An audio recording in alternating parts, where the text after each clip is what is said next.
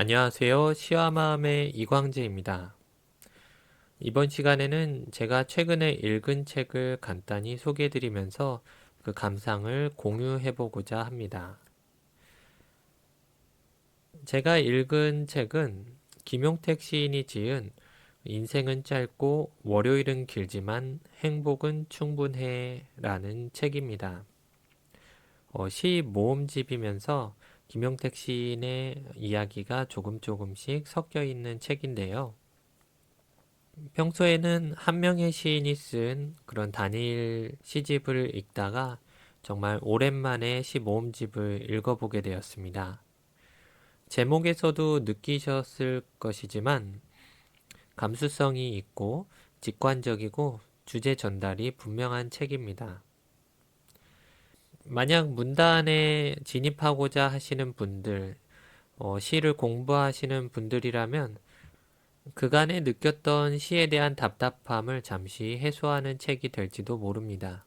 제가 어릴 적에 시에 이끌렸던 것은 오히려 이러한 종류의 시들 때문이었는데요. 요즘은 요즘의 감성에 맞는 시들이 쓰이고 인정을 받는 것이지만 조금은 오래되어 보이는 또 감수성이 좀 넘쳐 보여서 비평가들의 눈에는 그렇게 좋아 보이지 않을 수도 있는 그런 시가 문득 다가올 때가 있는 것 같습니다. 가령 이 책에서는 다른 사람의 시 중에서도 전문을 싣지 않고 부분에 대해서만 실어서 시인의 이야기를 남기고 있습니다. 인상적이었던 시의 부분들을 몇 개 읽어보고자 합니다. 할머니는 이제껏 언제가 제일 행복했어? 14살의 어느 날 나는 문득 물었다. 할머니가 참말로 쓸쓸해 보이던 날.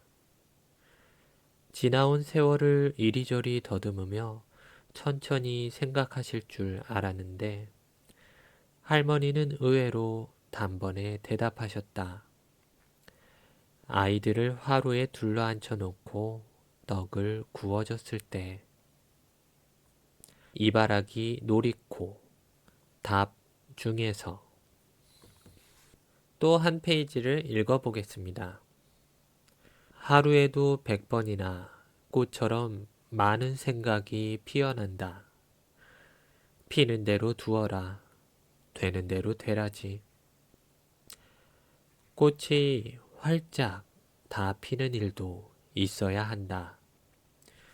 그렇지 않으면 세상 살기가 넉넉하지 않고 사는데 재미가 없어질 것이다. 헤르만 헤세 만발한 꽃 중에서 이렇듯 읽어드린 시와 같이 삶에 바로 다가오고 울림이 있는 시들을 엮어놓은 책입니다. 편집상의 특징이 있다면 시들을 0세부터 100세까지 한 살에 한 편씩 이렇게 분할을 하였는데요. 이바라기 노리코의 답이라는 시는 14살에 해당하는 페이지에 적혀 있었습니다. 헤르만 헤세의 만발한 꽃은 29세에 해당하는 페이지에 적혀 있었습니다. 44세에 적힌 페이지를 읽어보면 이러합니다. 세상이란 원래 그런 거야. 그냥 흘러가는 대로 두는 사람이 현명해. 질 때도 있고 이길 때도 있지. 이기든 지든 별 차이가 없단다. 도로시 파커, 베테랑 중에서 하나를 더 읽어보겠습니다. 47세에 적힌 시는 이러합니다. 그대가 값진 삶을 살고 싶다면 날마다 아침에 눈 뜨는 순간 이렇게 생각하라. 오늘은 단 한 사람을 위해서라도 좋으니 누군가 기뻐할 만한 일을 하고 싶다. 라고. 프리드리히 니체, 값진 삶을 살고 싶다면 이 책을 쭉 다 읽어보면 어떤 삶을 잠시 체험해 보았다는 느낌을 받게 됩니다. 뒷장으로 갈수록 삶을 돌아보는 이야기가 많습니다. 나이에 맞게 편집이 되어 있어서 문득 그 읽는 이의 시간을 헤아려 보게 해주는 것 같습니다. 마지막으로 한 편만 더 읽어보겠습니다. 53세에 해당하는 페이지입니다. 하늘나라에 가 계시는 엄마가 하루 휴가를 얻어오신다면 엄마 하고 소리내어 불러보고 숨겨놓은 세상사 중 딱 한 가지 억울했던 그 일을 일러 바치고 엉엉 울겠다. 정체복 엄마가 휴가를 나온다면 중에서 53세 페이지에 이 시를 수록한 부분이 인상적이었습니다. 사회적으로 볼 때 50대면은 충분히 성장한 어른이지만 이 나이의 사람들에게도 부모님이 있고 혹은 떠나신 부모님이 계실 무렵이고 누구나 부모님께 의지하고 싶은 마음은 들기 마련이니까요. 그런 인간의 솔직한 마음을 엿보게 해주는 그런 구성과 시였습니다. 개인적으로는 이 책을 읽으면서 행복이라는 것에 대해 개념 정의를 조금 다시 해보게 되었습니다. 사람들이 고민하고 의미를 느끼는 그러한 부분들, 결국에 인생을 돌아보았을 때 떠올릴 만한 그런 생각들을 미리 접해보면서 우리의 삶에서 행복을 좌우하는 것이 무엇이었는가를 다시 헤아릴 수 있었던 것입니다. 사회를 살아가다 보면 당초 나의 행복이라는 개념은 소박한 것이었을지라도 사회와 타인이 말하는 행복들 사이에서 뒤죽박죽이 되어버린 나의 행복을 보게 됩니다.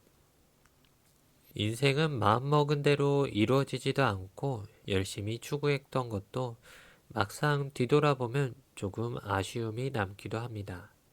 목표 지향적인 삶의 관점에서는 불행하다라고 떠올릴지도 모르지만 다시 헤아려 보면 우리의 삶을 정말로 받아들여 보고 생각해 본다면 그런 것들은 불행한 것이 아닙니다.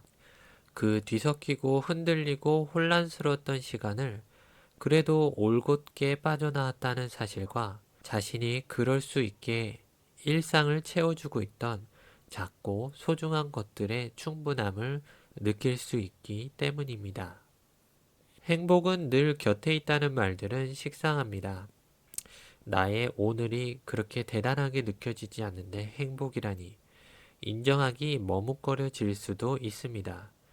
그러나 그 말은 그렇게 거짓인 것도 아닙니다. 행복은 슬픔과 아픔과 절망의 부재가 아니라 그러한 모든 것들 속에서도 우리가 살아냈음을 깨닫게 하는 감정이기 때문일 것입니다. 행복은 나를 나로서 살아가게 한 일상의 희미한 냄새나 체온, 햇빛 같은 것들로 이루어져 있는 것이겠지요. 다음 시간에 다른 책과 함께 또 감상을 남겨 보겠습니다. 들어주셔서 감사합니다.